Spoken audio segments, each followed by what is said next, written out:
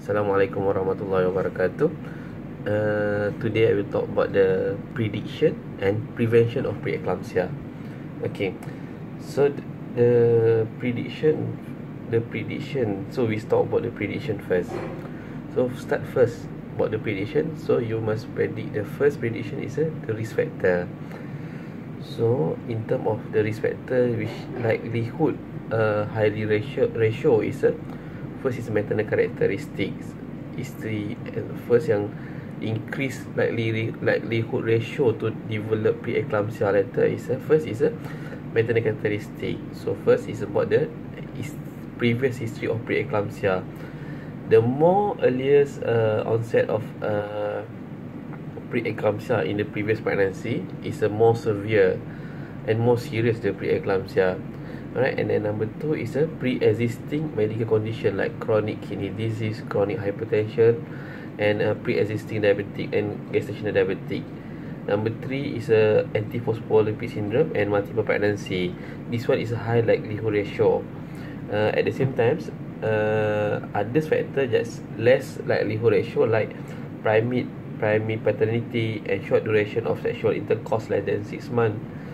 And then some study also say it's obesity, African American, and advanced maternal age and family history of preeclampsia. However, the NICE guideline already stated in 2011 they divide into high risk and moderate risk, because we plan to start the aspirin for prevention. So in the high risk group, they categorize. There is a categorize chronic hypertension, chronic kidney disease, autoimmune disease, diabetic type 1, type 2, and gestational diabetic, and history of hypertension in previous pregnancy. So if present one of these risk factor, this high risk factor, so we may start the aspirin at 12-week pregnancy. So number 2 is a moderate risk. Moderate risk is more than 2 or equal than 2 risk factor present, right? So first is about the moderate risk is a primate which contain, and then maternal obesity, and then also is a pregnancy interval more than 10 years. Some more is a BMI more than 35, multiple pregnancy, and family history of preeclampsia. Right, this is about the risk factor, the first prediction. The second prediction is a sonography prediction. So foremost is we detect is a uterine artery Doppler. It's a pulsatile index. So which we can do at 20 weeks, which ranging between 19 to 22 weeks. The mean pulsatile index is more than 1.4. Is a significant detection rate is about 70%. The 70% is the early onset of preeclampsia. About 27% is a late onset of preeclampsia. The positive predictability is about 10%. The false positive is about 10% also juga. Detection of IGR is about 73.3%. Right. Others sonography features like number 2 is a uterine artery Doppler also is a presence of bilateral notching, uterine artery notching, which can detected as early as a 12 week to 14 weeks pregnancy. It means first trimester. That's one. The previous one is a second trimester. So presence of bilateral notching in the uterine artery by velocity waveform, right? In the uterine artery velocity waveform, we can see the bilateral notching. Okay. This which detects 75% in the high risk patient. What positive means positive to get preeclampsia. 75% they detect of the high risk group positive preeclampsia. At this moment we can start aspirin also from 12 weeks and within 12 to 14 weeks. Okay, so it shows because the aspirin shows significant reduce of preeclampsia compared than placebo. Alright, others like little evidence shows the benefit. The little evidence shows that the significant. Maybe we can screen by ultrasounds. First is a eccentric called essential insertion. Right. Number 4 is a small round placenta. Number 5 is a placenta echogenic cystic lesion. Between placenta is we can see multiple cystic lesion. In terms of biomarker, so about the biomarker, there is a presence of soluble FMS like tyrosine, which is a variant of VEGF. VEGF is a vascular endothelial growth factor. So in the preeclampsia, the SFLT will increase.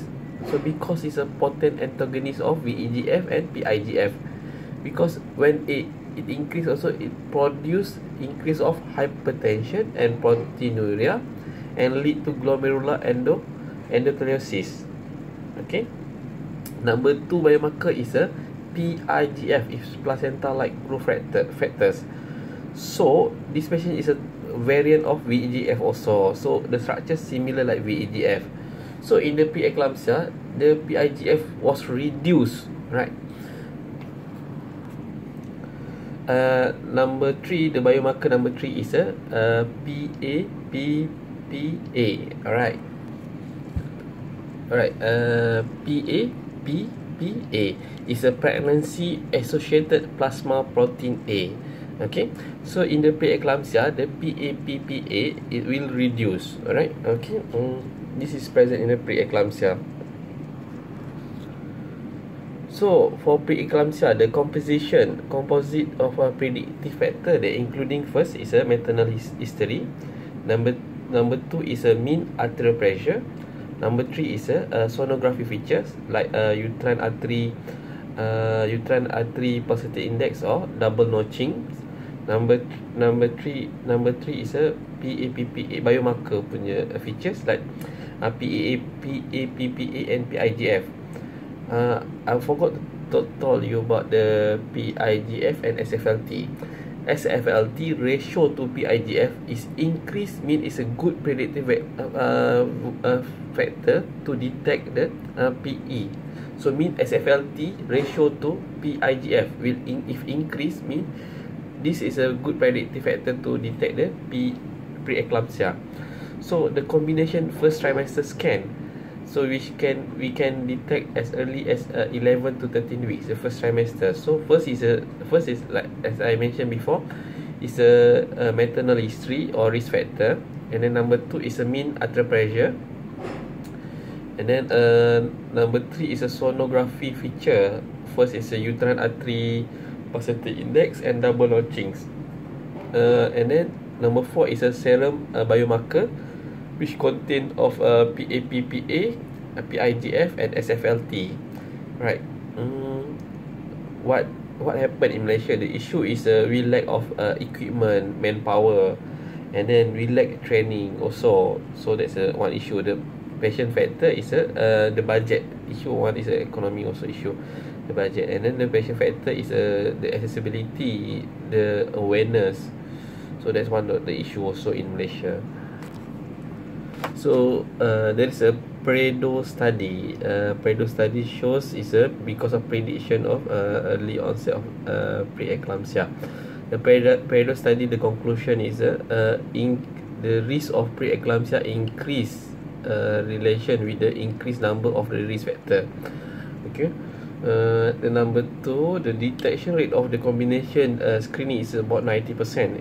High detection rate with the false positive is about 10% only. Others how to prevent the preeclampsia. So as we practice, we give the aspirin 75 milligram, 250 milligram before 16 weeks. The recommendation is we give if present of at least one of high risk factor and more than 2 moderate risk factor, we start the type aspirin, oral aspirin 16 weeks, which took till delivery. So the aspirin must take at night times. Okay. Number 2 is we give calcium. So calcium, oral calcium. So the recommendation is 1.5 gram to 2 gram elemental iron per day. So from 20 weeks till delivery. So there is a study about the calcium by WHO. WHO study about the calcium is a calcium and preeclampsia. So that's the recommendation from WHO, the study about CAP study, right? In Malaysia, because it showed the significant of reduction preeclampsia, severe hypertension, and severe preeclampsia in calcium supplement, right? So but in Malaysia, the calcium level is adequate, far away from the insufficiency. So that happen in Malaysia. Others the prevention method. So others like ongoing study, like first example is a sildenafil citrate. Is a Viagra. Sildenafil citrate is a phosphodiesterase inhibitor, which is a potent vasodilator property. Actually, the purpose the sildenafil citrate we use for male erectile dysfunction. However, the hypothesis shows increase of fetal growth by vasodilatation and increase of utero-placenta circulation. So the animal study show the safe and effective treatment by the Viagra is increase the fetal growth, but there is a limited trial in a human study. So there is a future study, and then so there is a study related with the preeclampsia also. Is a double blind placebo with 150 mg per day. So for 4-day prolongation, the result is a 4-day prolongation of pregnancy in female in early onset of preeclampsia. So future study is a high prevention treatment, because it can reduce the BP, reduce the resistance of blood flow in the uterine and umbilical artery, but need the future study for Viagra, sildenafil citrate. The number 2 is the future study also is L-arginine, prevention and prediction of treatment. So L-arginine is a amino acid or precursor of nitric oxide. But however, the double trial study no benefit in oral arginine and in fetal growth, and no benefit in marker of production. So need a further study also for L-arginine. So other study is a VEGF. Still hypothesis shows by given VEGF, so we improve the placenta development and utero-placenta blood flow, but need the study still ongoing. Other study like antioxidants, prevention of preeclampsia, because by given antioxidant, they increase the resistance to oxidative stress and limit the endothelial damage. But the antioxidant not reduce the risk of preeclampsia. The study shows, the systemic review shows the antioxidant not reduce the risk of preeclampsia SGA, and even though there is a lot of limitation factor in the antioxidant study, still need the future study with the antioxidant. Others like magnesium sulfate is effective in prophylactic of eclampsia treatment and prevention of eclampsia. Right, others like preventions of IGR like IGF, insulin like growth factors, but no human study yet about the insulin growth factors. Other studies still nitric oxide donor, such as GTN is a potential strategy. So the RCT, the problem we limited is the evidence study, but the RCT abandoned use higher dose of GTN patch because a patient developed severe headaches within 6 hours, and then they stop the study, the RCT. So others like plasmapheresis is not useful in the routine practice actually, because it's expensive and carry the significant morbidity and mortality also.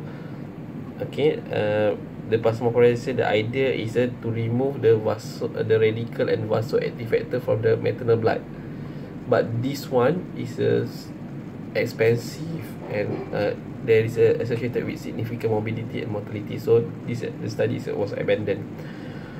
Melatonin study is about the melatonin also. It's a potent antioxidant. So in the preeclampsia woman, the hypothesis say in the preeclampsia woman the melatonin level is low, and then at the same time the melatonin receptor in placenta also low. So the antioxidant stress is increased. So it results in endothelial dysfunction. So by giving the melatonin, so we can act as antioxidant. So the pilot study still on the way. The study about the melatonin still ongoing. Okay, that's all about the preeclampsia. Thank you.